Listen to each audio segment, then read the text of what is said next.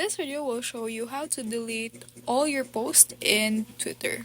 To be able to delete your tweet at once here's a fast way to do it. We need to use third-party tool like TweetDelete.com. Just search this on your browser.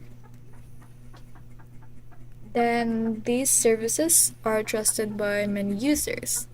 So you should sign in with your account. Don't worry, this is a trusted website. After you have signed in is that you can choose your delete preferences.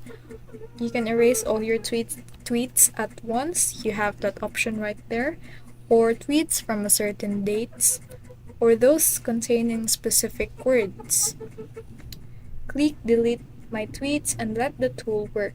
Depending on how many posts you have, it might take a few minutes.